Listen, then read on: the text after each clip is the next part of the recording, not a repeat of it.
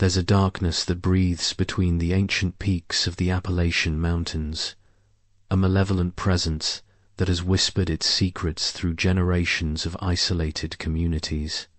I'm your host from Tears of Fears, and today I'm about to tear back the veil on 12 true stories so bone-chilling, so unexplainable, that they will fundamentally shatter your understanding of what lurks in the wilderness.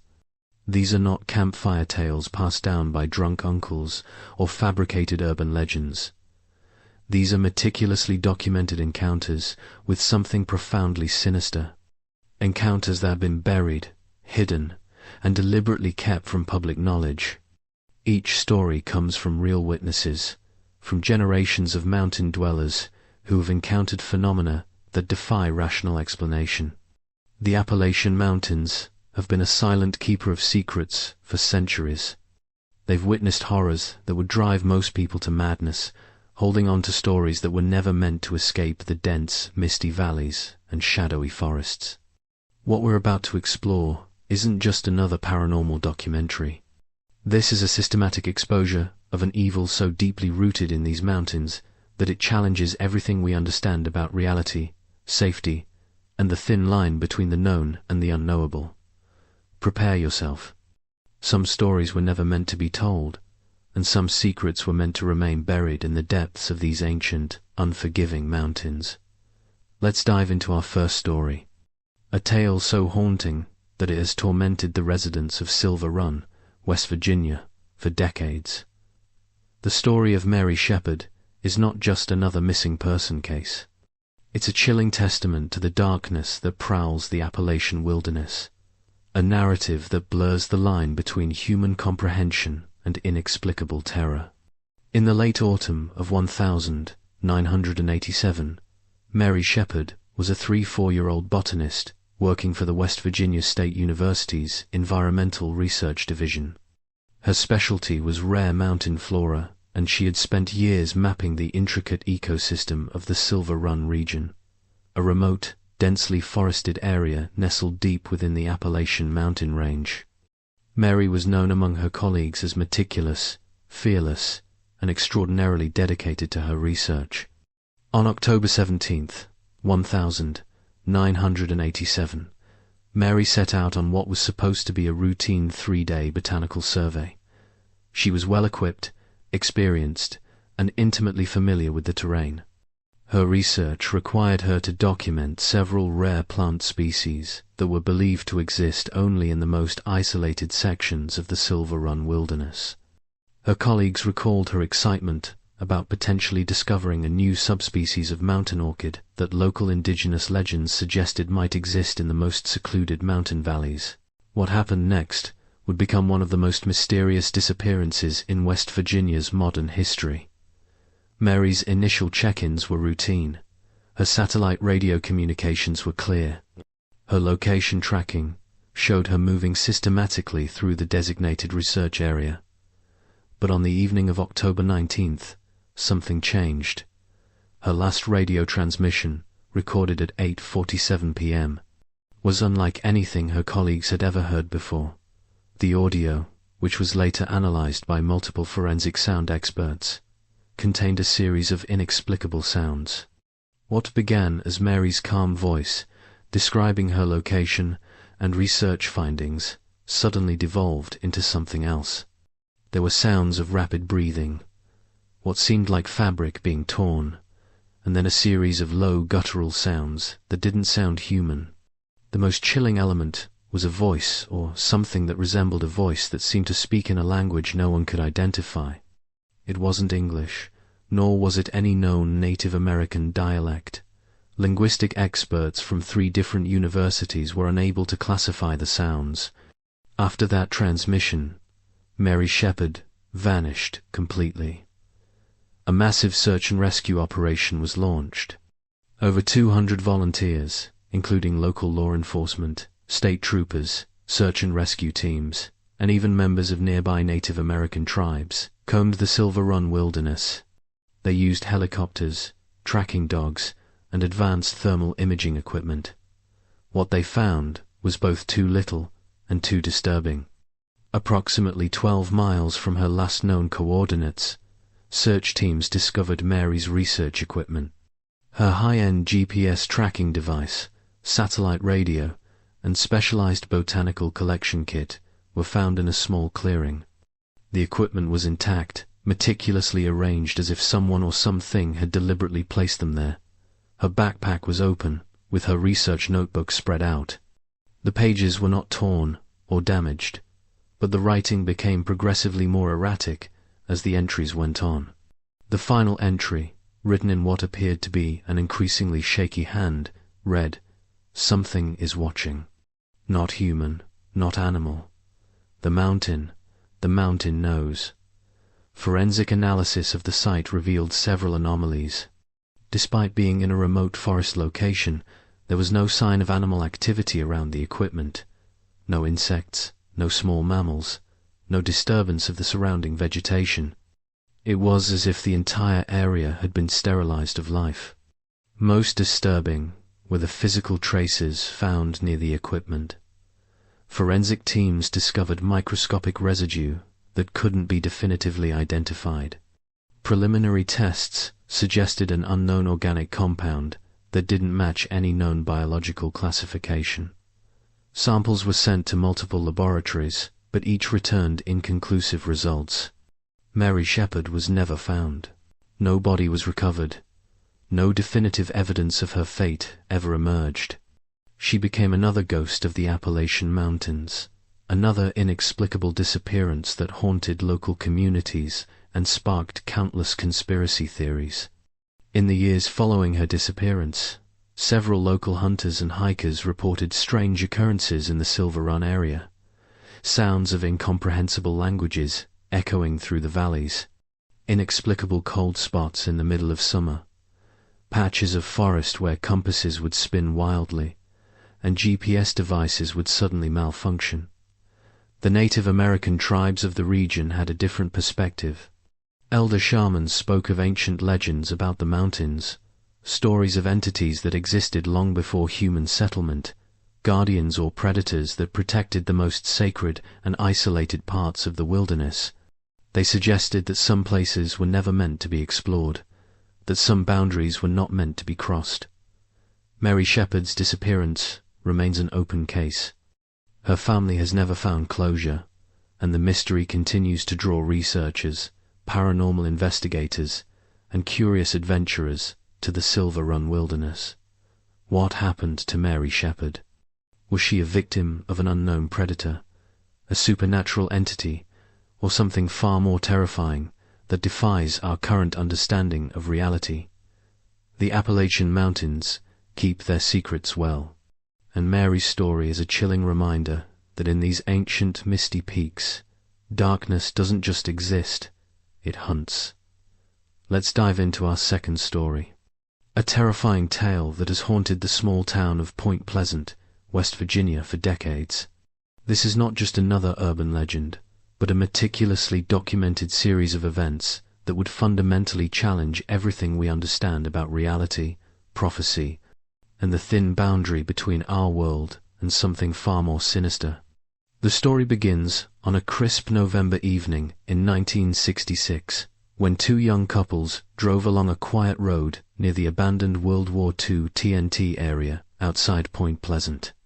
Roger and Linda Scarberry and Steve and Mary Mallet were ordinary working-class couples enjoying a night drive, completely unaware that they were about to become central figures in one of the most chilling supernatural encounters in American history. As their car approached the abandoned munitions plant, they noticed something that would forever change their lives.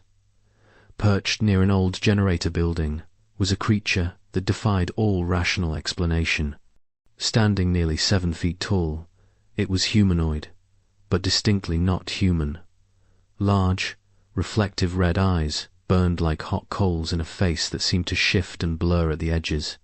Its body was described as grey or brown, with massive wings folded against its back, and a shape that seemed to simultaneously exist and not exist, as if it were only partially manifest in our reality. The creature moved with an unnatural grace, its movements both fluid and jerky. like something not bound by the physical laws of motion. When it turned its gaze toward the car, the couples reported an overwhelming sense of dread that went beyond mere fear. It was a primal existential terror that seemed to penetrate their very souls. Roger Scarberry, who was driving, accelerated quickly, but the impossible happened. The creature, which would later become known as the Mothman, seemed to effortlessly keep pace with the car, flying or moving alongside them at speeds that no known animal could achieve. When they reached speeds of up to 100 miles per hour, the creature maintained its position, its red eyes never leaving them. This initial encounter would be just the beginning of a series of increasingly horrifying events that would transform Point Pleasant into ground zero for one of the most documented paranormal phenomena in American history. In the months that followed, dozens of Point Pleasant residents reported similar encounters.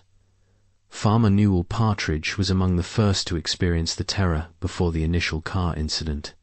On the night of November 14th, 1966, his television suddenly went dead, emitting a strange electronic noise. When he went outside with his dog, his flashlight beam caught two glowing red eyes near his barn. His dog Bandit immediately ran toward the creature and was never seen again. Local researchers and investigators began to document these encounters.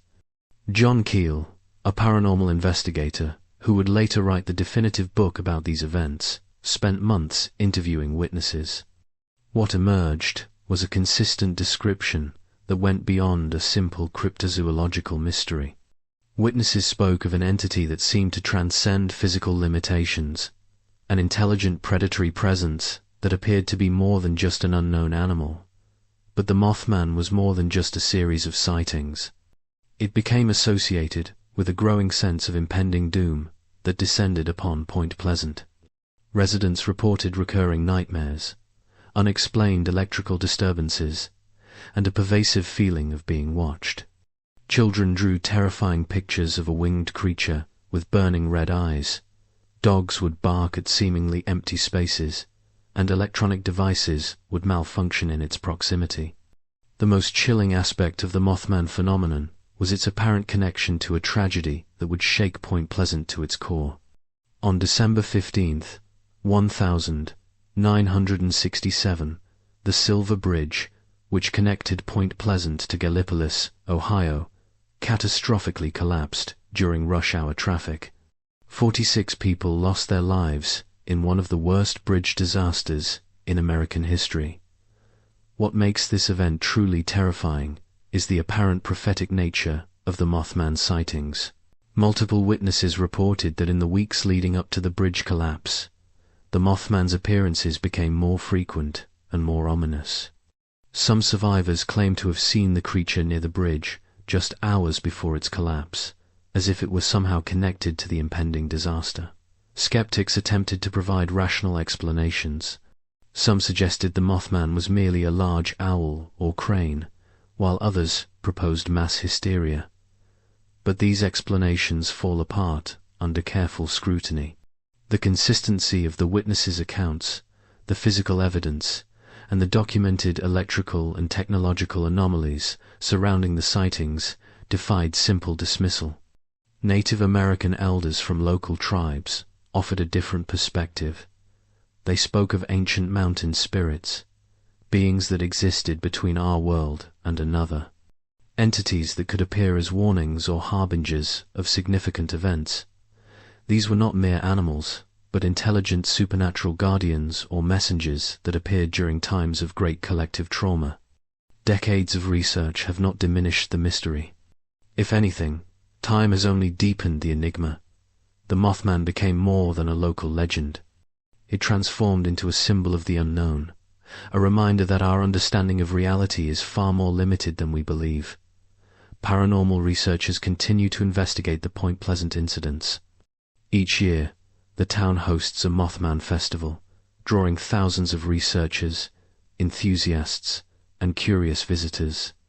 A 12-foot metal statue of the Mothman stands in the town, a permanent monument to an encounter that defies explanation. What was the Mothman?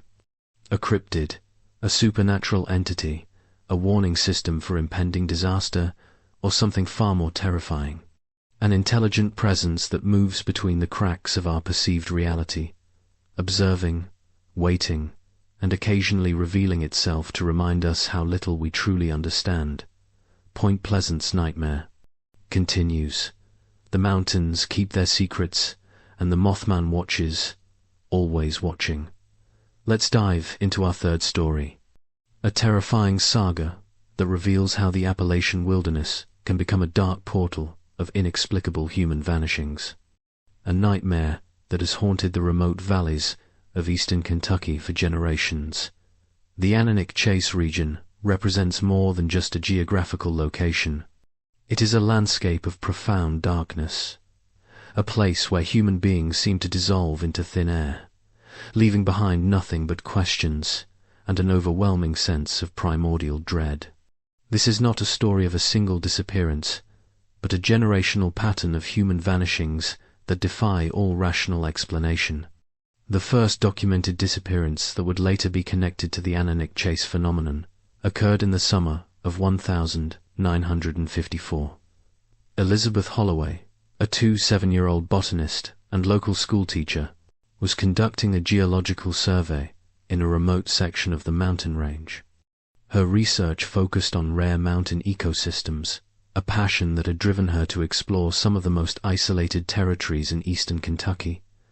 Elizabeth's expedition was meticulously planned. She was an experienced mountain researcher, known for her exceptional survival skills and detailed documentation. Her last official communication came on July 16, 1954, when she radioed her university research team to confirm her location in a particularly dense section of the Cannock Chase mountain range.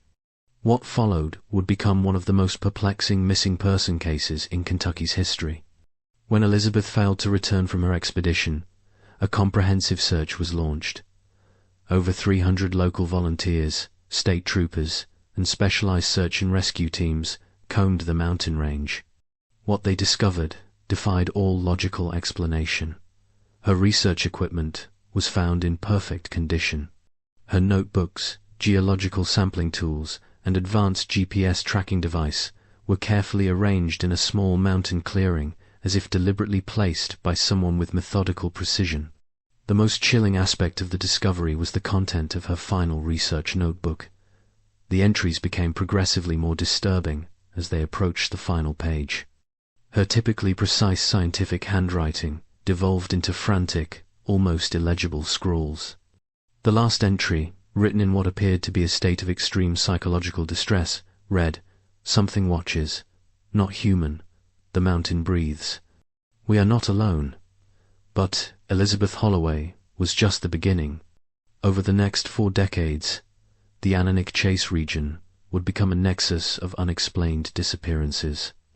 Between 1954 and 1998, no less than 17 individuals would vanish without a trace in this specific mountain territory.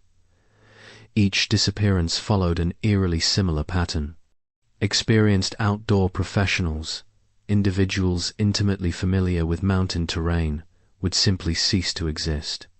Robert Markham, a seasoned wildlife photographer, disappeared in 1976 while documenting mountain fauna. His high-end camera equipment was found intact, with the final photographs showing nothing more than standard landscape shots until the last image. That photograph, when analyzed by forensic experts, contained a series of anomalous visual distortions.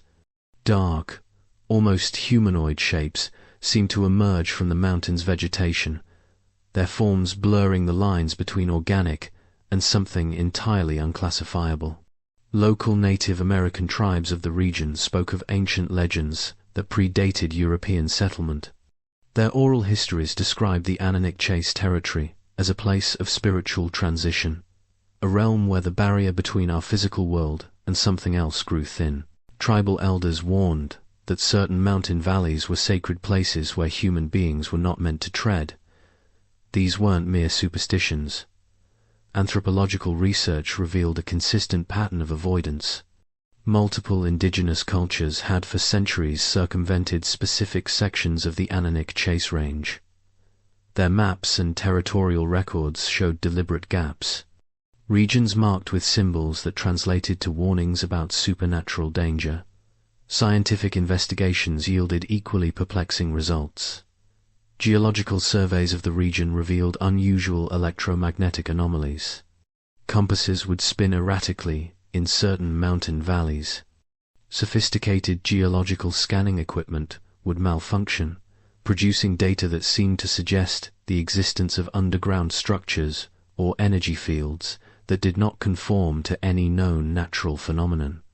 The most comprehensive investigation was conducted by a joint team from the University of Kentucky and the U.S. Geological Survey between 1985 and 1990.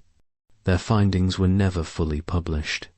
With most of the research mysteriously classified, rumors circulated among academic circles that the research team had discovered evidence of massive underground cavern systems that did not align with existing geological models.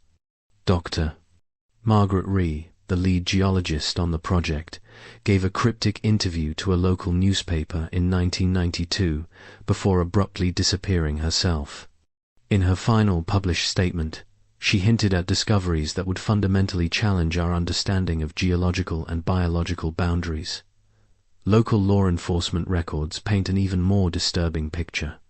Between 1954 and 2000, at least 37 missing person cases were connected to the Cannock Chase region. What makes these disappearances unique is the complete absence of physical evidence.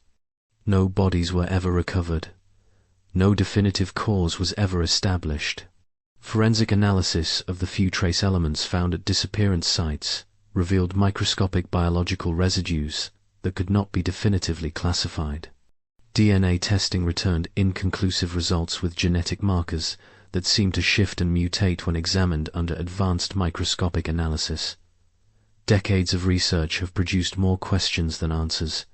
Were these disappearances the result of an unknown predatory entity, a geographical anomaly that defies current scientific understanding, or something far more terrifying, a systematic process of human extraction by an intelligence beyond our comprehension?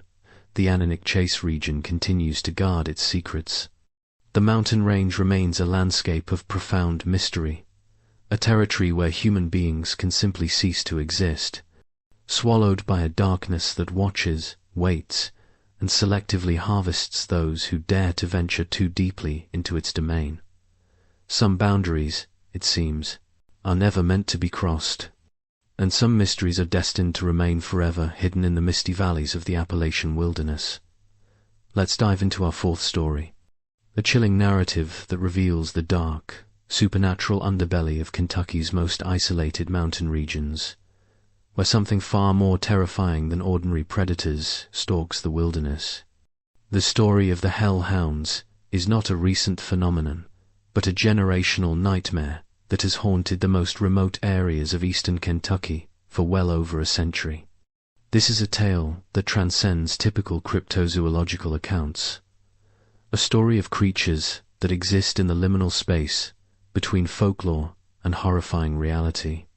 The first documented encounter, that would later be connected to the Kentucky Hellhounds, dates back to 1,873 inches, the deep, isolated mountains near Harlan County.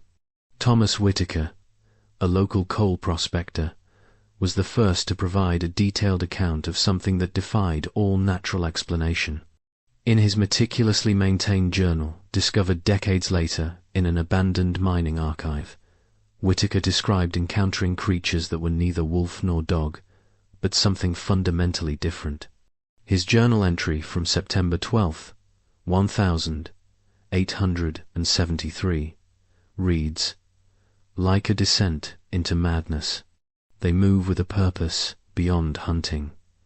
Their eyes burn not with animal hunger, but with an intelligence that feels ancient, calculating. These are not mere beasts, They are watchers, hunters of something far more profound than mere flesh. Whitaker's account might have been dismissed as the ravings of an isolated prospector, were it not for the corroborating evidence that would emerge in the decades that followed. Local Native American tribes of the region had long spoken of spirit guardians that took the form of massive spectral canines, entities that protected sacred mountain territories and punished those who violated their domain. The most comprehensive documentation came from a series of encounters in the 1,940 seconds and 1,950 seconds, a period that would become known among local researchers as the dark decade of Hellhound sightings. Harold Matthews, a World War II veteran turned forest ranger, compiled an extensive record of encounters that would challenge everything known about wildlife behavior. Matthews documented multiple incidents where these creatures appeared during moments of extreme human vulnerability. Hunters would report being stalked by massive shadowy canines that moved with an impossible grace, creatures that seemed to materialize from the mountain mist and disappear just as quickly. These were not simple predatory encounters, but something far more complex. One particular account, from 1952, stands out. James Cooper, a local trapper, described an encounter that would haunt the region for generations. Deep in a remote mountain valley, Cooper claimed to have witnessed a pack of these creatures surrounding an elk. What made the encounter extraordinary was not the potential predation, but the manner of the hunt. The creatures moved with a coordinated intelligence that suggested something beyond animal instinct. They herded the elk, not for immediate consumption, but as if conducting some form of ritualistic selection. Cooper's detailed report, later verified by multiple wildlife experts, described creatures standing nearly 5 feet tall at the shoulder, with fur that seemed to absorb light rather than reflect it. Most disturbing were the physical traces left behind. Forest Service investigators found unusual track patterns that defied biological explanation. The prints were canine in basic structure, but larger than any known wolf species, and with a symmetry that suggested something more engineered than natural. Forensic analysis revealed microscopic anomalies in the soil surrounding these tracks, mineral compositions that did not match the surrounding geological profile. Scientific investigation was hindered by the region's challenging terrain and the episodic nature of the encounters. Dr. Elizabeth Ramsey, a cryptozoologist who spent over 2 decades researching the phenomenon, concluded that these were not simply undiscovered animal species. Her research suggested something far more complex. Entities that existed at the intersection of biological life and something else entirely. Local folklore provided additional context. Generations of mountain families spoke of these creatures as more than simple predators. They were described as guardians, as entities that maintained a balance in the mountain ecosystem. Some accounts suggested they would appear during times of environmental or spiritual disruption, almost like immune system responses of the mountain itself. The most chilling aspect of the hellhound phenomenon was its apparent selectivity. Encounters were not random attacks, but seemed to follow a precise, almost intelligent pattern. Individuals who showed disrespect to the mountain environment, who violated sacred territories, or who disrupted the delicate ecological balance, were far more likely to encounter these creatures.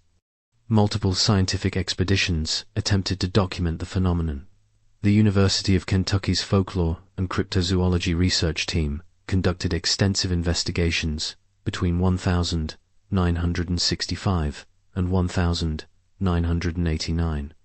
Their findings, much of which remain classified, hinted at biological anomalies that challenged conventional understanding. Thermal imaging, sound recording, and advanced tracking technology would capture fragmentary evidence. Infrared cameras would record heat signatures of massive creatures that would inexplicably vanish between frames. Audio recordings would capture sounds that existed at frequencies beyond standard mammalian vocalizations. By the late 1990 seconds, the encounters had evolved. Local park rangers and wildlife researchers reported a shift in the creature's behavior. Sightings became less frequent, but more intense. The creatures seemed to be retreating deeper into the most isolated mountain territories, as if responding to some larger, unseen ecological shift. Dr.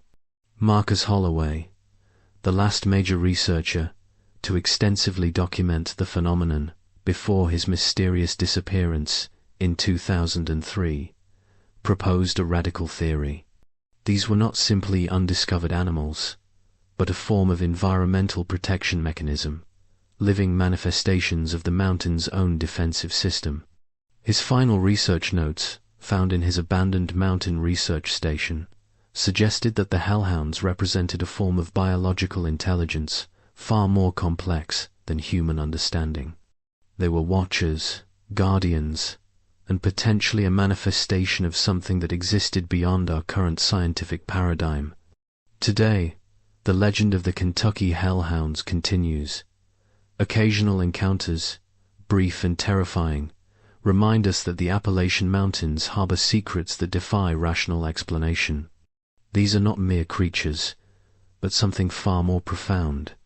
A reminder that in the deepest, most isolated territories, something watches, something guards, something exists beyond the boundaries of our comprehension. The mountains keep their secrets, and the Hellhounds continue to patrol their ancient misty domain. Let's dive into our fifth story, a chilling narrative that reveals the horrifying supernatural legacy of Harlan County's coal mining history. A tale of tragedy, suffering, and spirits trapped between the world of the living and the unimaginable darkness of the earth. Harlan County, Kentucky, is more than just a geographical location. It is a landscape etched with human suffering, a territory where the boundary between life and death blurs like coal dust in mountain air.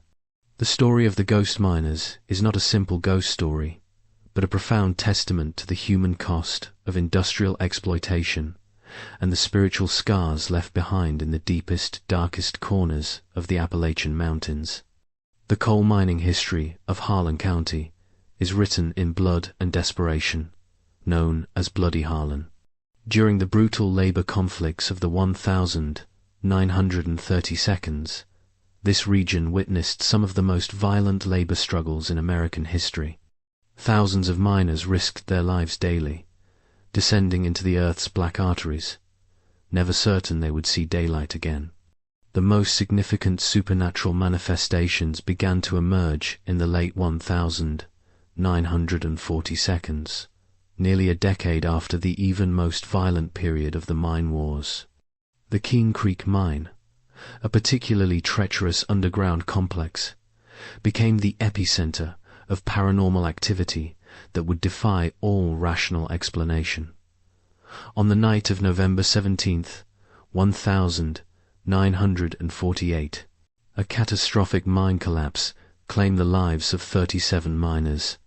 The accident occurred during the midnight shift, when most of the workers were deep within the mountain's heart. Rescue efforts were immediate, but ultimately futile. 17 bodies were recovered in the days following the collapse, but 20 miners remained entombed in the mountain's darkness. What followed was not just a mining tragedy, but the beginning of a supernatural phenomenon that would haunt Harlan County for generations. The first significant paranormal reports came from rescue workers and surviving miners. They spoke of sounds that came from within the sealed mine shaft, not just the expected settling of rock and debris, but distinctly human sounds, whispers, distant conversations, the unmistakable sound of pickaxes striking rock. Jacob Harrison, the lead rescue coordinator, documented these experiences in a series of journals that would later become crucial evidence for paranormal researchers. His entries from the weeks following the collapse revealed a mounting sense of psychological terror. "The mountain breathes," he wrote on December 3rd, 1948, "not with wind, but with something else. The voices, they're not echoes, they're conversations." Geological surveys of the Keene Creek mine revealed anomalies that defied scientific explanation. Specialized acoustic equipment would pick up human vocal frequencies from depths where no living human could survive. Thermal imaging showed heat signatures that resembled human body temperatures in areas completely sealed off from the surface. The local community became divided. Some dismissed the reports as grief-induced hallucinations. Others recognized something far more profound was occurring. Native American tribes with deep roots in the region offered a different perspective. Their ancestral stories spoke of mountain spirits, beings that could become trapped between worlds, especially in places of profound human suffering. Dr. Eleanor Rodriguez, a paranormal researcher who spent over 2 decades investigating the Harlan County phenomenon, compiled the most comprehensive documentation.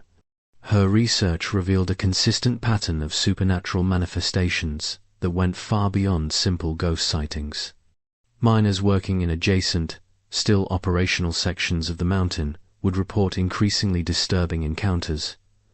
Tools would move by themselves. Conversations would be heard in empty tunnels. Rescue equipment would inexplicably malfunction precisely when attempts were made to investigate the sealed sections of the mine. The most chilling accounts came from miners who claimed to have direct communication with the trapped spirits. These were not simple ghost sightings, but complex interactions that suggested the miners were not just trapped physically, but spiritually.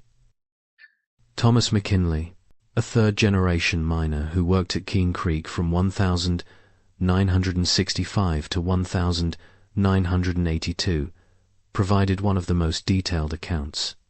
During a routine maintenance operation in 1973, he claimed to have made direct contact with the spirits of the trapped miners. His testimony, recorded in multiple interviews and documented by local researchers, described a horrifying spiritual ecosystem existing within the mountain. McKinley spoke of the miners existing in a state between life and death, reliving their final moments repeatedly. They were not simply haunting the mine, they were trapped in a perpetual cycle of their own tragic end. Some seemed unaware they had died, continuing to work as if nothing had changed. Others were acutely aware of their condition and projected a profound sense of despair that could be physically felt by those who entered their domain. Scientific investigations were complicated by the extreme psychological impact of the encounters. Multiple research teams experienced complete mental breakdowns. Psychological evaluations of miners and researchers who spent extended periods investigating the phenomenon revealed unprecedented levels of trauma and dissociation. The most comprehensive investigation was conducted by a joint team from the University of Kentucky and the U.S. Geological Survey between 1985 and 1990. Their findings were never fully published, with most of the research mysteriously classified. Rumors circulated that the team had discovered evidence of a complex spiritual ecosystem that existed within the mountain's geological structure. By the early 2000s, the Keene Creek mine was officially closed, but the supernatural activity did not cease. Local residents continue to report unexplained phenomena. Thermal imaging, audio recordings, and electromagnetic field measurements consistently reveal anomalies that suggest the minor spirits remain active. Dr. Rodriguez's final research, published posthumously in 2012, proposed a radical theory. These were not simply ghost manifestations, but a form of collective spiritual imprisonment. The miners were trapped not just by rock and darkness, but by the profound human suffering that permeated their existence. Today, the Keene Creek mine stands as a monument to human tragedy and supernatural mystery. The mountain continues to hold its secrets. The miners continue their endless spectral labor, and the boundary between life and death remains as thin and permeable as coal dust in mountain air. Some boundaries, it seems, are never truly closed, and some stories are doomed to repeat themselves in the eternal darkness beneath the Appalachian mountains. let's dive into our sixth story. A chilling exploration of the most enigmatic creature to stalk the dense, misty forests of Southwest Virginia. A phenomenon that challenges everything we understand about wildlife, human perception, and the hidden inhabitants of the Appalachian wilderness. The term wood booger might sound almost comical, but for the residents of Southwest Virginia's most isolated mountain regions, it represents something far more terrifying. A creature that exists in the nightmarish space between folklore and horrifying reality. This is not simply another Bigfoot story. This is a systematic documentation of encounters that defy all rational explanation. The first credible accounts of the wood booger date back to the early 1920s, emerging from the most remote sections of the Appalachian mountain range that cut through Southwest Virginia. These were not casual sightings by transient hikers or drunk campers, but detailed reports from individuals intimately familiar with mountain terrain, experienced hunters, forest rangers, and local residents who had spent generations navigating these treacherous landscapes. Thomas Holloway, a veteran forest ranger who served in the region from 1935 to 1968, was among the first to provide a comprehensive, professional account of the creature. His meticulously maintained field journals discovered in the Virginia State Archives revealed a pattern of encounters that went far beyond simple wildlife observations. Holloway's first documented encounter occurred on a crisp October morning in 1942. While conducting a routine forest survey in the remote Blue Ridge Mountain region, he encountered a creature that defied all biological classification. Standing nearly 8 feet tall, covered in a dark, matted fur that seemed to absorb light rather than reflect it, the creature moved with an intelligence that suggested something far more complex than an undiscovered primate species. What distinguished these encounters from typical cryptid sightings was the level of forensic detail. Holloway was a trained observer, a man who had spent decades tracking wildlife. His descriptions were clinical, precise, almost scientific in their approach. He noted the creature's unusual locomotion, a movement that combined both bipedal and quadrupedal characteristics. Its tracks, carefully measured and documented, showed a foot structure that was neither entirely human nor completely animal.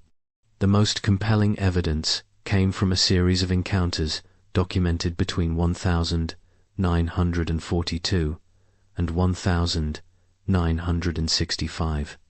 Multiple independent witnesses, including Forest Service employees, local hunters, and geological survey teams, provided consistent descriptions. The creature was not simply a large unknown animal, but an intelligent entity that seemed to be deliberately avoiding direct human contact, while simultaneously maintaining a predatory awareness of human movement. Dr.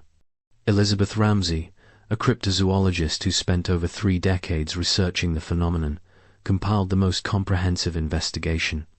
Her research, partially funded by discrete grants from several universities, revealed a complex pattern of creature behavior that suggested something far more sophisticated than a simple undiscovered species. Multiple forensic analyses of trace evidence yielded perplexing results. Hair samples collected from areas of reported sightings contained genetic markers that did not match any known mammalian species. Microscopic analysis revealed cellular structures that seemed to exist in a state between plant and animal biology, a finding so radical that it was initially dismissed by mainstream scientific communities. The Native American tribes of the region provided crucial contextual information.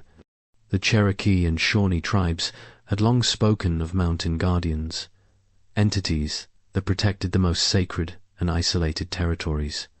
Their oral histories described creatures that were not simply animals, but spiritual entities that maintained a complex ecological balance. One of the most significant encounters was documented by a team of geological surveyors in 1957. The team led by Dr. Marcus Green from the U.S. Geological Survey reported a prolonged observation of what they described as a large bipedal entity in a remote valley near the Tennessee border. Their field notes described a creature that seemed to be deliberately manipulating its environment, moving fallen trees, creating complex ground markers that suggested a form of territorial communication. The most chilling aspect of the wood booger phenomenon was its apparent selectivity. Encounters were not random attacks, but seemed to follow a precise pattern. Individuals who showed respect for the mountain environment, who moved quietly and with purpose, were far less likely to have a direct encounter. Those who violated the ecological balance, who approached with aggression or technological intrusion, were far more likely to experience a direct confrontation. By the 1980 seconds, the encounters had evolved. Sightings became less frequent, but more intense. Advanced thermal imaging and tracking technology would capture fragmentary evidence, heat signatures of massive creatures that would inexplicably vanish between frames. Audio recordings would capture vocalizations that existed at frequencies beyond standard mammalian communication. Local law enforcement and Forest Service records reveal a systematic pattern of suppressed information. Multiple incident reports were classified, with only minimal information made available to the public. This systematic suppression only added to the growing mythology surrounding the wood booger. Dr. Ramsey's final research, published posthumously in 2005, proposed a radical theory. These were not simply undiscovered animals, but a form of advanced biological intelligence that existed in a symbiotic relationship with the mountain ecosystem. They were guardians, protectors, entities that maintained a complex ecological balance far beyond human comprehension. Today, the legend of the wood booger continues. Occasional encounters, brief and terrifying, remind us that the Appalachian Mountains harbor secrets that defy rational explanation. Local communities maintain a complex relationship with the creature, part fear, part reverence, part acknowledgement of a mysterious coexistence. Researchers continue to investigate, but the wood booger remains elusive. It is a reminder that in the most isolated territories of the Appalachian wilderness, something watches. Something exists beyond the boundaries of our current scientific understanding. The mountains keep their secrets, and the wood booger continues to patrol its ancient misty domain, a guardian of a world we are only beginning to comprehend. Let's dive into our seventh story, a terrifying chronicle of one of the most devastating and mysteriously prophetic disasters in American history. A narrative that reveals how supernatural forces might intersect with human tragedy in the most horrifying way possible. The Silver Bridge connecting Point Pleasant, West Virginia, to Gallipolis, Ohio, was more than just a transportation route. It was a lifeline for two communities, a crucial connection across the Ohio River that had stood since 1928.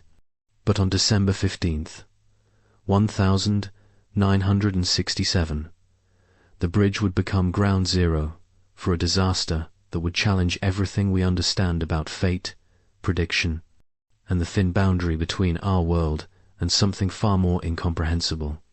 The story begins long before the actual collapse, rooted in a series of supernatural encounters that would haunt Point Pleasant for months leading up to that fateful December day. The Mothman, a creature that had terrorized the region since its first sightings in November 1966, was not simply a cryptid or a local legend. It was a harbinger of something far more terrifying. Mary Heyer, a local journalist for the Point Pleasant Register, was among the first to systematically document the strange occurrences that preceded the bridge collapse. Her meticulous notebooks, discovered years after her death, revealed a pattern of encounters that defied rational explanation. Witnesses throughout the region reported increasingly frequent sightings of a massive winged creature with burning red eyes, the Mothman, in the months leading up to the disaster. These were not simple animal sightings. Multiple independent witnesses described encounters that suggested an intelligent, almost purposeful presence. The creature would appear at critical moments, often near locations that would later be connected to tragic events. Farmers, truck drivers, local law enforcement, all provided consistent descriptions of a being that seemed to exist between our understanding of physical reality and something else entirely. The most comprehensive investigation came from John Keel, a paranormal researcher who had embedded himself in the Point Pleasant community during the height of the Mothman encounters. Keel's research went far beyond simple cryptozoological investigation. He documented a complex web of supernatural phenomena that seemed to converge on this specific geographical location. Witnesses spoke of electrical disturbances preceding Mothman sightings. Compasses would spin wildly. Electronic devices would malfunction. Street lights would flicker and die. These were not isolated incidents, but a systematic pattern of electromagnetic anomalies that suggested something was fundamentally disrupting the normal physical environment. On the morning of December 15th, 1967, these supernatural precursors reached a terrifying crescendo. Multiple witnesses reported intense Mothman activity throughout Point Pleasant and the surrounding regions. Harold Brewer, a local truck driver, claimed to have seen the creature perched on a nearby hillside just hours before the bridge collapse, its massive wings folded, its burning red eyes fixed on the silver bridge. The collapse itself was a nightmare of mechanical failure and human tragedy. At precisely 5:04 p.m., during the evening rush hour, the silver bridge suddenly disintegrated. The structure, which had stood for nearly 40 years, simply came apart. 46 people lost their lives as vehicles plunged into the cold waters of the Ohio River. Forensic investigations would later reveal a complex series of structural failures. A single eye-bar in the suspension system had completely failed, causing a catastrophic chain reaction. But the circumstances surrounding the collapse defied simple, mechanical explanation. Survivors and witnesses reported strange phenomena in the moments before and during the collapse. Multiple individuals described seeing a large winged figure near the bridge, not flying, but somehow present. Electronic communication systems inexplicably failed. Radio transmissions became garbled. Emergency response teams would later report communication breakdowns that seemed to defy technical explanation. Dr. Eleanor Rodriguez, a forensic psychologist who spent decades investigating the incident, compiled the most comprehensive psychological analysis of the survivors and witnesses. Her research revealed a consistent psychological profile, a profound sense of being observed, of existing in a moment that felt simultaneously real and unreal. The Native American tribes of the region offered a different perspective. Their oral history spoke of bridge spirits, entities that could predict and potentially influence massive human tragedies. The Mothman was not simply a creature, but a messenger, a harbinger of collective human suffering, geological and environmental. Investigations revealed additional anomalies. The area around the bridge showed unusual electromagnetic signatures. Soil samples contained trace elements that did not match the surrounding geological profile. It was as if the very ground had been fundamentally altered by something beyond standard physical processes. What makes the Silver Bridge incident truly terrifying is the apparent prophetic nature of the Mothman sightings. Multiple witnesses had reported seeing the creature in the months leading up to the disaster, often in locations directly connected to the future tragedy. It was not simply a random cryptid encounter, but a systematic series of appearances that suggested a profound, almost intentional connection to the impending disaster. John Keel's final research, published in his groundbreaking book, The Mothman Prophecies, proposed a radical theory. The Mothman was not simply a creature, but a manifestation of something far more complex, an intelligent entity that could perceive and potentially influence future events. It was a bridge between our understanding of reality and something far more profound. Decades of research have not diminished the mystery. If anything, time has only deepened the enigma. The Silver Bridge disaster remains one of the most extensively documented supernatural phenomena in American history. Today, a memorial stands near the site of the original bridge, a stark reminder of the 46 lives lost. But for those who understand the deeper story, it is more than just a memorial. It is a warning, a reminder that there are forces in this world that we do not understand, forces that move beyond our comprehension of time, space, and human experience. The Mothman continues to watch. The mountains continue to guard their secrets, and the boundary between our world and something else remains as thin and permeable as the mist that rolls through the Appalachian valleys. Some prophecies are never meant to be understood. Some warnings are delivered in ways we can never fully comprehend. Let's dive into our 8th story. A chilling investigation into one of the most profound archaeological mysteries of the Appalachian Mountains. A narrative that challenges everything we understand about human migration, cultural survival, and the dark secrets hidden within the ancient Blue Ridge mountain range. The story of the Lost Tribe is not a simple tale of archaeological curiosity. It is a complex, haunting narrative of a people who seemingly vanished from the face of the earth, leaving behind nothing but whispers, fragments, and a profound sense of inexplicable disappearance that has puzzled researchers for generations. First, serious investigations began in the early 1920s when Dr. William Harrison, an anthropologist from the University of North Carolina, discovered a series of unusual archaeological sites deep within the most isolated sections of the Blue Ridge Mountains. These were not typical Native American settlements. The artifacts, architectural remnants, and cultural markers suggested a civilization that existed outside the known historical narratives of indigenous populations in the region. Harrison's initial discoveries were met with profound skepticism. The archaeological community rejected his findings, claiming they were either misinterpreted or entirely fabricated. But Harrison was no amateur. His academic credentials were impeccable, and his documentation was meticulously detailed. The most compelling evidence came from a series of cave systems discovered in 1923. These were not simple dwelling places, but complex underground structures that suggested a sophisticated understanding of geological engineering. The caves showed signs of long-term habitation, with intricate water management systems, food storage facilities, and defensive structures that seemed almost impossibly advanced for their presumed time period. Most disturbing were the artifacts recovered from these sites. Ceramic fragments with intricate designs that did not match any known Native American artistic tradition. Metal tools made from alloys that did not correspond to any known metallurgical techniques of the time.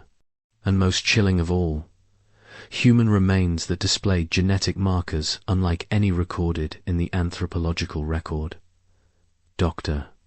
Elena Rodriguez, a geneticist who conducted extensive research on the recovered genetic material in the late 1992s, made a discovery that would shake the foundations of anthropological understanding. The DNA samples showed a genetic profile that was simultaneously familiar and entirely alien. They were human, but with markers that suggested a long period of isolated genetic development. The most comprehensive investigation was conducted by a joint team from the Smithsonian Institution and several major research universities between 1998 and 2005. Their findings were never fully published, with most of the research mysteriously classified or suppressed. Local Native American tribes provided crucial contextual information. The Cherokee and other indigenous groups spoke of a shadow people in their oral histories, a civilization that existed in the mountains before their own arrival. These were not simple creation myths, but detailed accounts passed down through generations, speaking of a people who lived in perfect harmony with the mountain ecosystem. The most chilling aspect of the lost tribe phenomenon was the systematic nature of their disappearance. It was not a gradual migration or a slow cultural assimilation. The evidence suggested a sudden complete vanishing that defied all known historical patterns of human population movement. Archaeological sites showed signs of sudden abandonment, fully prepared meals left on tables, complex manufacturing processes interrupted mid-production. It was as if an entire civilization had been instantaneously removed from existence. Dr. Marcus Holloway, the lead archaeologist on the final major investigation, proposed a radical theory. The lost tribe had not simply disappeared. They had been systematically removed by something beyond current scientific understanding. His field notes, discovered after his mysterious disappearance in 2007, suggested the possibility of a mass supernatural event. Geological surveys of the region revealed additional anomalies. The areas where the lost tribe settlements were discovered showed unusual electromagnetic signatures. Soil samples contained trace elements that did not match the surrounding geological profile. It was as if the very ground had been fundamentally altered by something beyond standard physical processes. Local folklore provided additional context. Multi-generational mountain families spoke of strange occurrences in these specific territories. Hunters would report areas where time seemed to behave differently. Compasses would spin wildly. Electronic devices would malfunction. These were not isolated incidents, but a systematic pattern of environmental anomalies.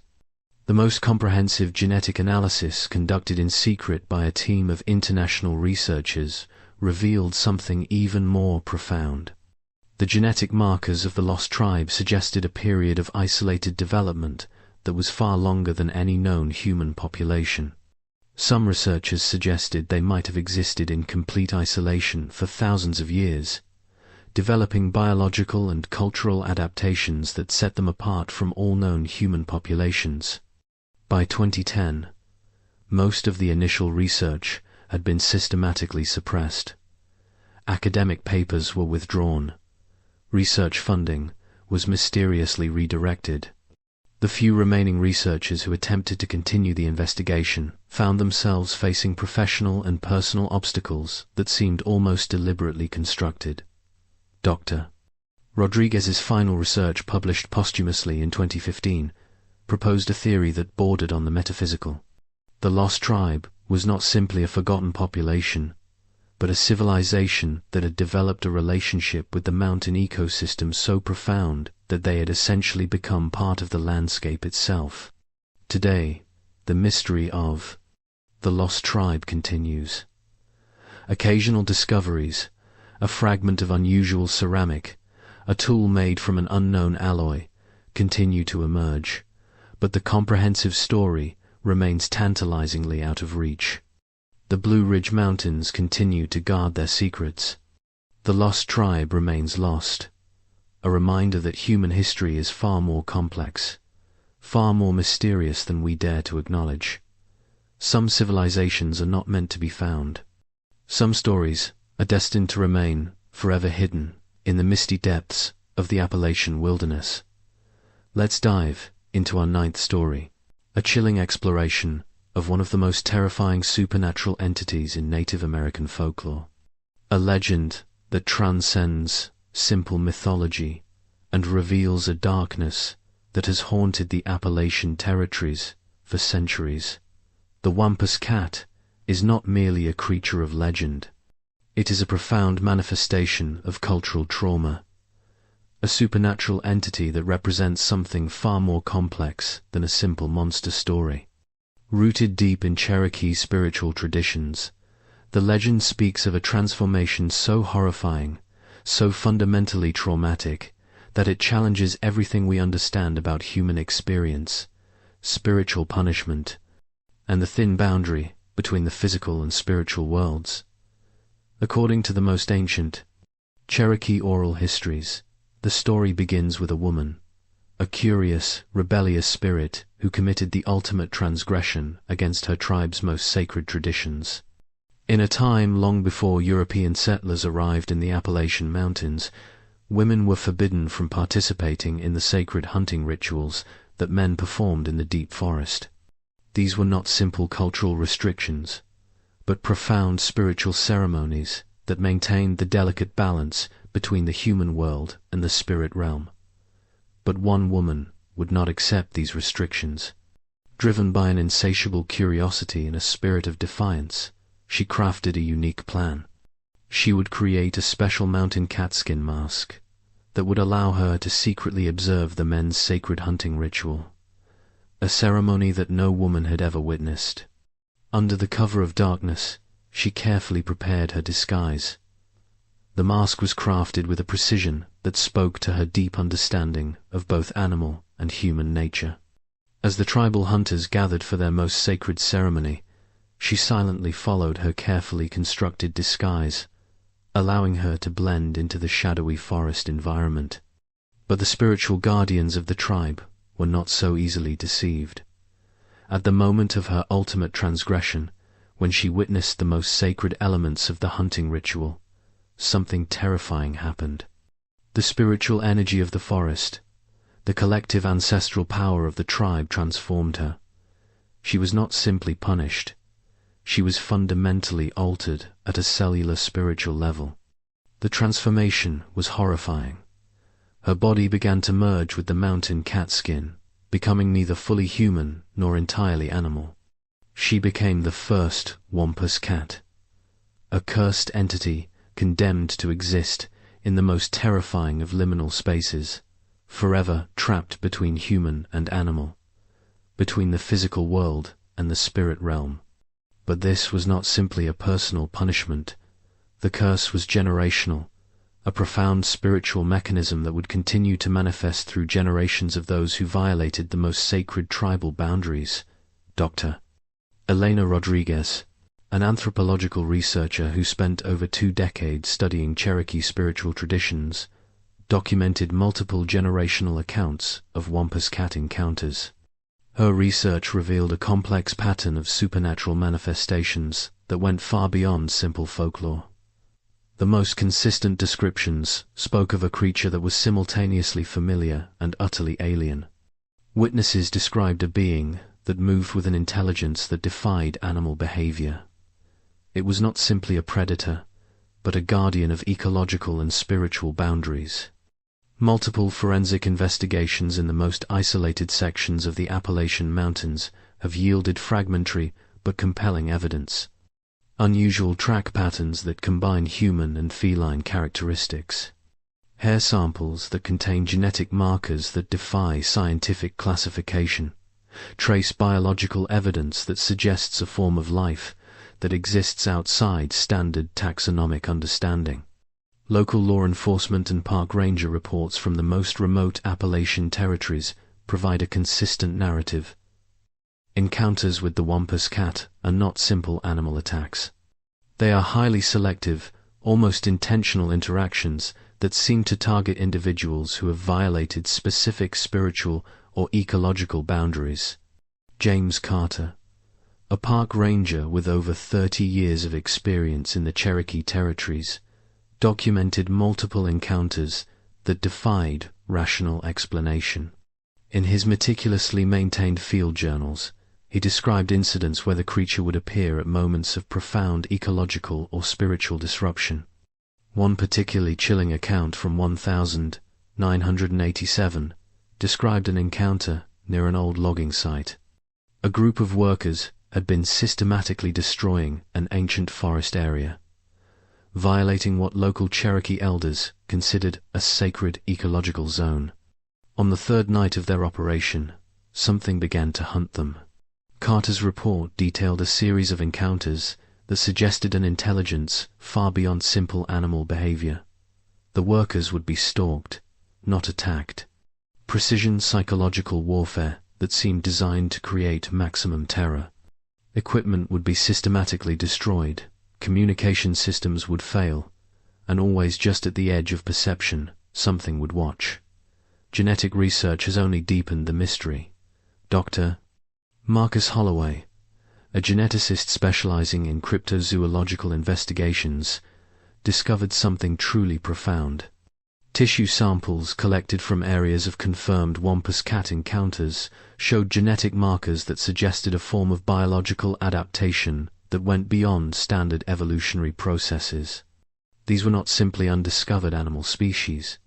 These were entities that seemed to exist in a state of constant transformation, adapting to ecological and spiritual disruptions with an intelligence that suggested something far more complex than a simple predatory animal. Native American spiritual leaders offer a different perspective.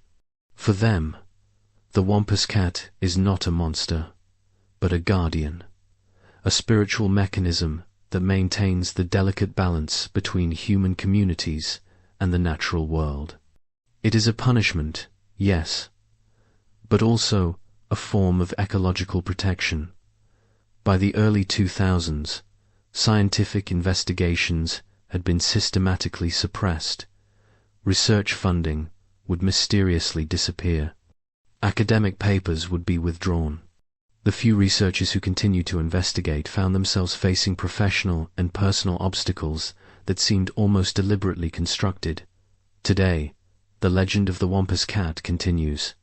Occasional encounters, brief and terrifying, remind us that the Appalachian Mountains harbor secrets that defy rational explanation.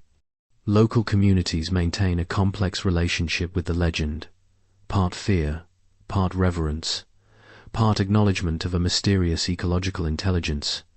The mountains continue to guard their secrets, and the Wampus cat continues to patrol the boundaries between human understanding and something far more profound. Some curses are never meant to be understood. Some guardians exist in ways we can never fully comprehend. Let's dive into our 10th story. A terrifying exploration of a supernatural entity that has haunted the dark corners of Bluefield, West Virginia, for generations. This is not simply a ghost story or a local legend. This is a systematic documentation of an encounter with something that exists beyond the boundaries of human comprehension. The Shadow Man of Bluefield is more than a mere apparition. It is a profound manifestation of psychological terror, a darkness that seems to feed on human fear existing in the liminal spaces between perception and nightmare. The first documented encounters date back to the early 1932, but the roots of this phenomenon run far deeper into the region's traumatic history. Bluefield, nestled in the heart of the Appalachian Mountains, has always been a place of deep shadows and hidden histories, a coal mining town built on generations of human suffering. It provided the perfect breeding ground for something darker, something that fed on collective human pain. The most comprehensive documentation began with Margaret Thompson, a local social worker who first systematically investigated the Shadow Man phenomenon in the late 1950s. Her meticulously maintained journals, discovered decades after her death, revealed a pattern of encounters that defied all rational explanation. Thompson's initial investigations were triggered by a series of unexplained psychological disturbances in the local community. Residents would report experiencing a profound sense of being watched, not by something physical, but by a presence that seemed to exist just beyond the edge of perception. Children would wake from nightmares describing a figure made entirely of darkness.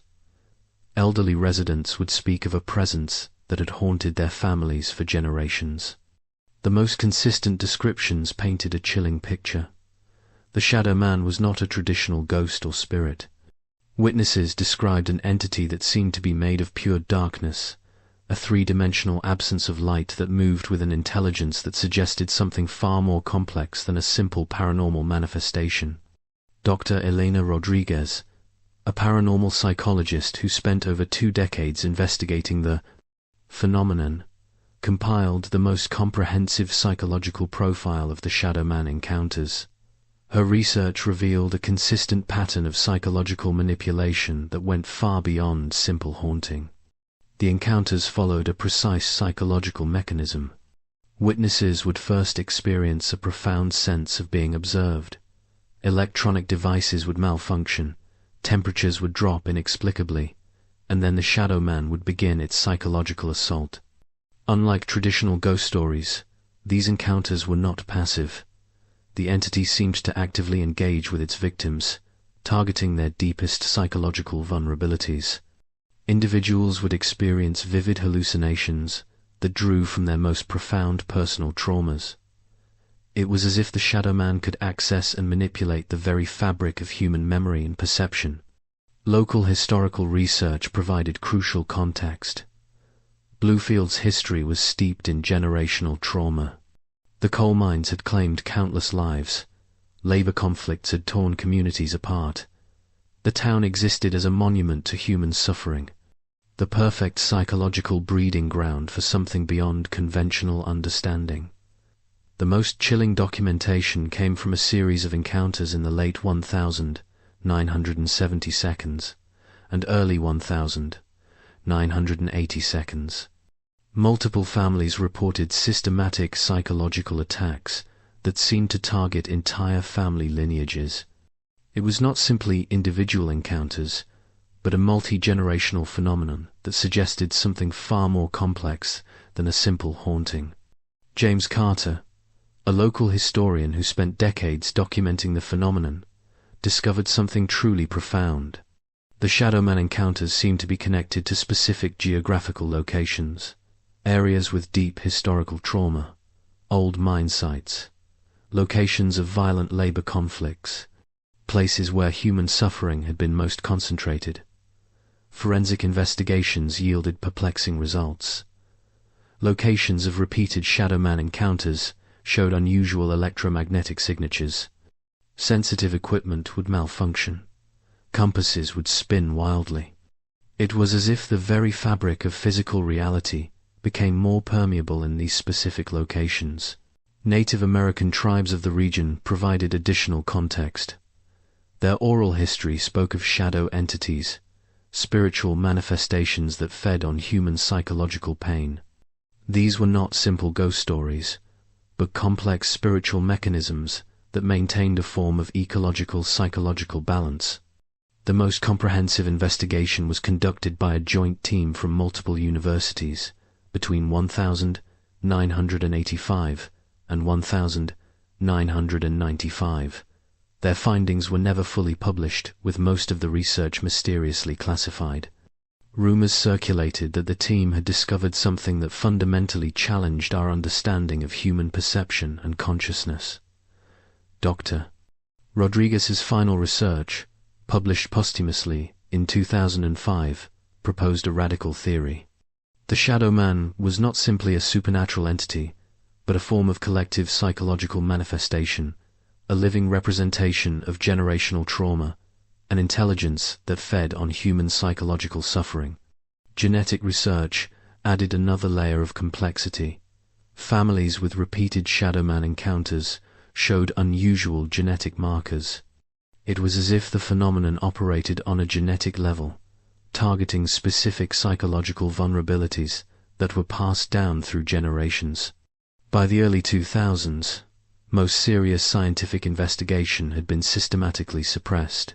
Research funding would disappear, academic papers would be withdrawn. The few remaining researchers found themselves facing professional and personal obstacles that seemed almost deliberately constructed.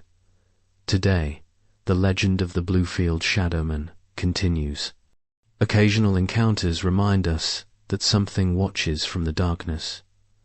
Local communities maintain a complex relationship with the phenomenon, part fear, part reverence, part acknowledgement of a mysterious psychological intelligence.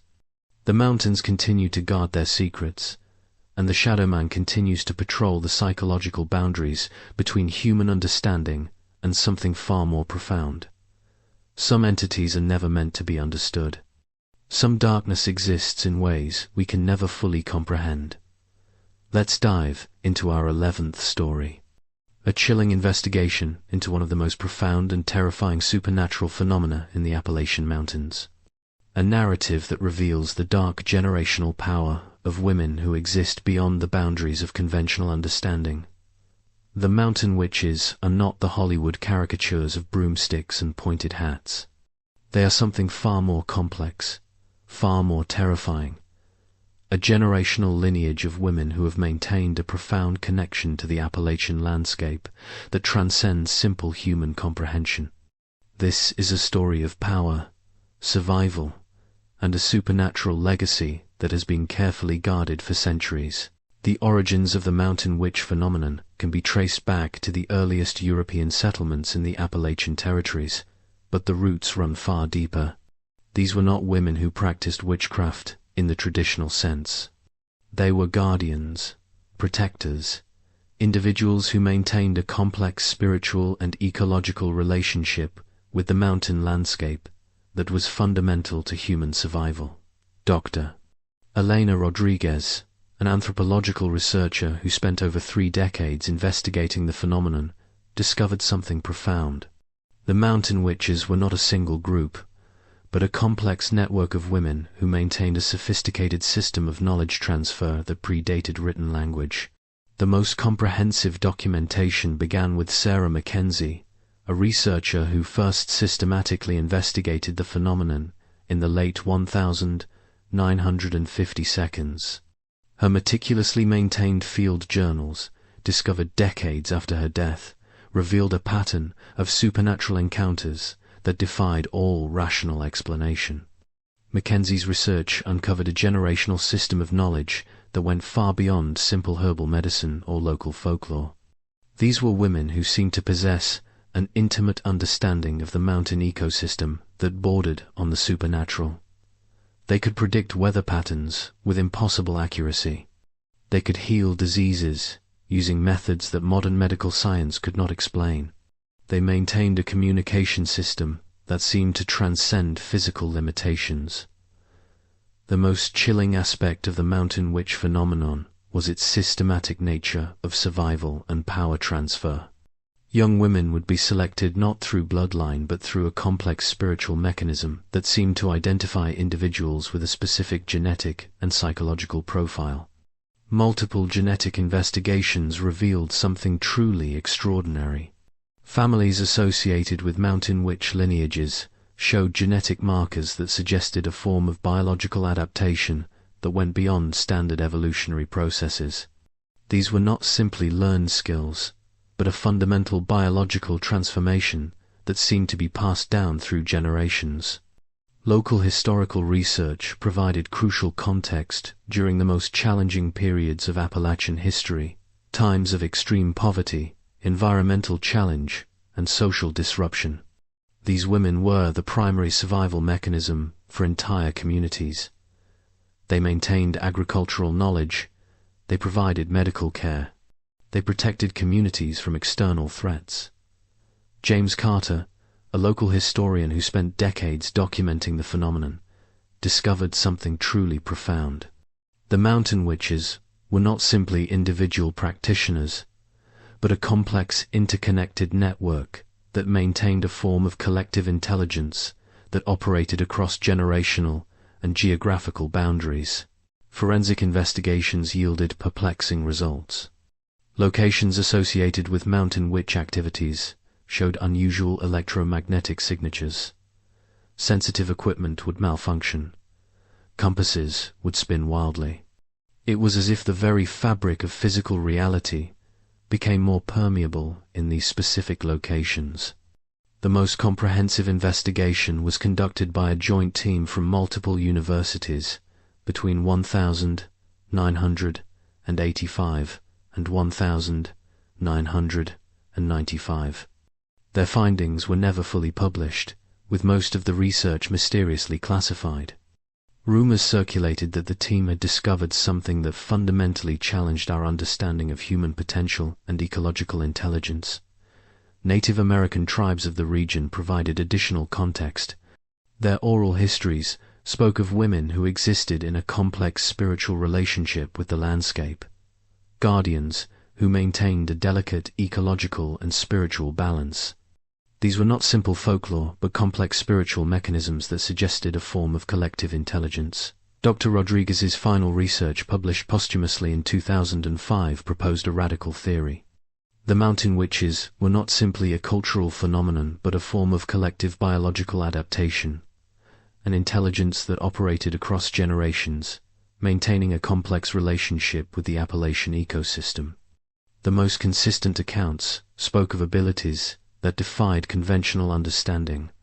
Women who could communicate across impossible distances, individuals who could influence weather patterns, healers who could cure diseases using methods that modern medical science could not explain. By the early 2000s, most serious scientific investigation had been systematically suppressed.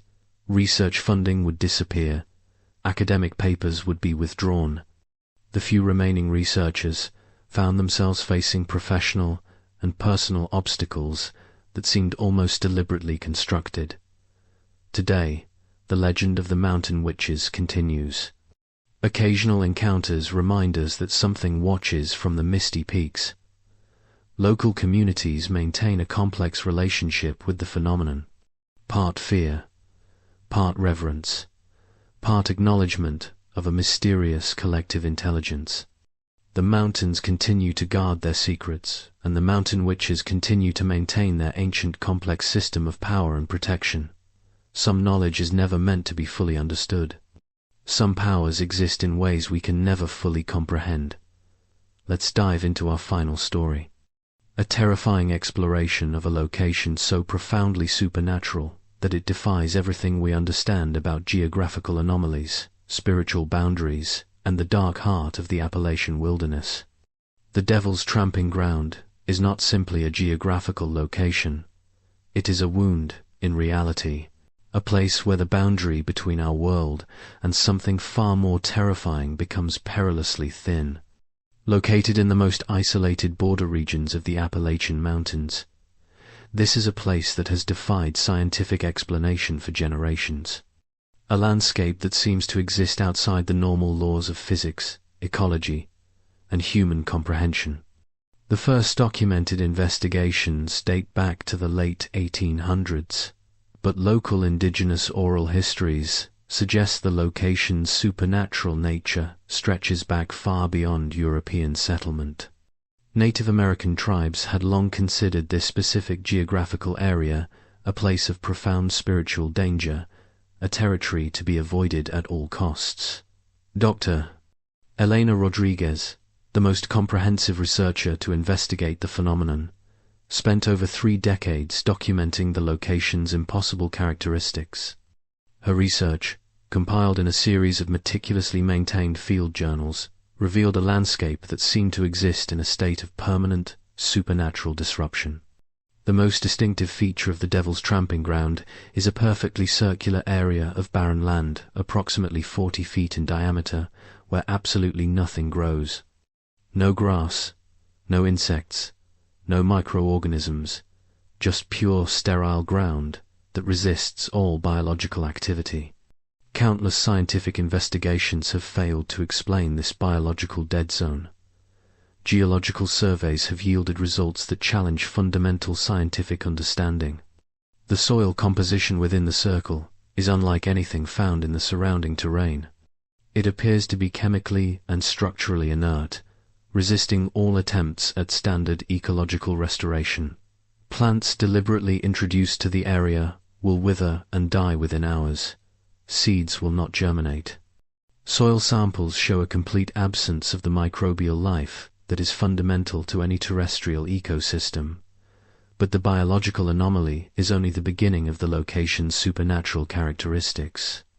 Electromagnetic investigations reveal patterns that defy all known physical laws. Compasses spin wildly within the circle. Electronic equipment malfunctions with remarkable consistency. Sensitive measuring devices register energy signatures that cannot be classified using current scientific models. James Carter, a local historian who spent decades documenting the phenomenon, discovered something truly profound. The Devil's Tramping Ground was not simply a geographical anomaly, but a location that seemed to serve as a focal point for supernatural energy. Multiple independent witnesses have reported experiences that go far beyond simple environmental strangeness. Individuals who spend extended time within the circle report profound psychological disruptions. Time seems to behave differently.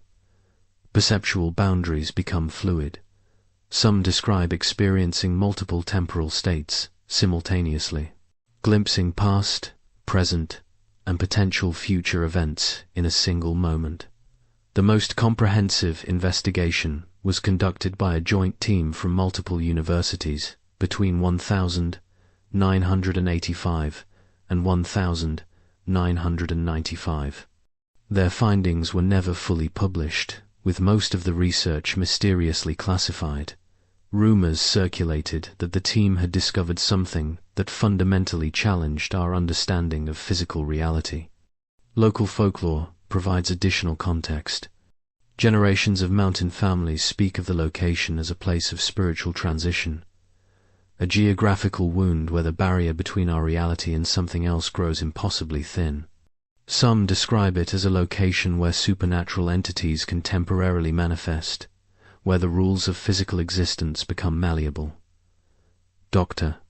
Rodriguez's final research, published posthumously in 2005, proposed a radical theory. The Devil's Tramping Ground was not simply a geographical anomaly, but a manifestation of a complex supernatural mechanism, a location that served as a kind of spiritual filter or boundary point between different states of existence. Genetic research added another layer of complexity. Individuals with extended exposure to the location showed unusual genetic mutations. It was as if the very geography could influence biological structures at a fundamental level.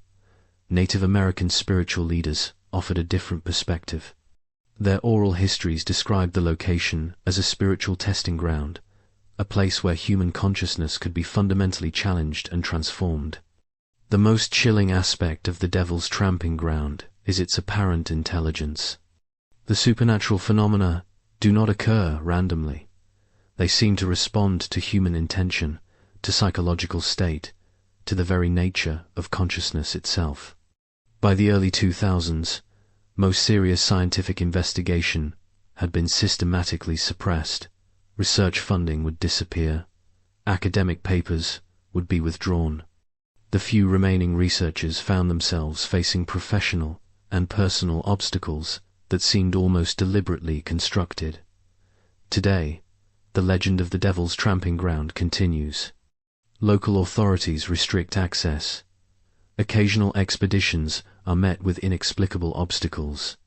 The location remains a profound mystery, a reminder that some territories exist beyond human comprehension. The mountains continue to guard their secrets, and the Devil's Tramping Ground continues to exist. A wound in reality, a location that challenges everything we understand about the nature of existence itself. Some boundaries are never meant to be crossed. Some mysteries are destined to remain forever hidden in the darkness between worlds. You've just survived a journey through the most terrifying, inexplicable mysteries of the Appalachian Mountains. 12 true stories that challenge everything we understand about reality, supernatural phenomena, and the hidden darkness that lurks just beyond human comprehension. But here's the most chilling truth. These are not just stories. These are documented encounters with something that exists in the shadows, something that watches, something that defies our most fundamental understanding of the world around us. The Appalachian Mountains are not just a geographical location. They are a living, breathing entity. A landscape that guards secrets older than human civilization, that harbors intelligences beyond our wildest imagination. From the Mothman's prophetic warnings to the wood bugger's ecological guardianship, from the ghost miner's eternal suffering to the mountain witch's generational power, we've uncovered just a fraction of the darkness that exists in these ancient peaks. But our investigation is far from over. Here's what I need from you right now. Smash that subscribe button. 90% of you watching have not subscribed. These stories are just the beginning. Each subscription ensures we continue exposing the terrifying truths that others are afraid to investigate. Hit the notification bell. The next investigation could reveal something that changes everything we understand about reality. You do not want to miss what's coming. Comment, "I survived the 12 Appalachian horrors." Prove you have the psychological fortitude to face these dark truths. Show that you're part of the Tears of Fears community that dares to look into the darkness. Share this video with someone who thinks they're brave enough to handle these stories. Challenge your friends. Test their psychological limits. Spread the darkness. The mountains are watching. The entities we've discussed are not confined to these stories. They exist right now in the shadows between our understanding and something far more terrifying. Some mysteries are never meant to be fully understood. Some darkness is always waiting. Welcome to Tears of Fears.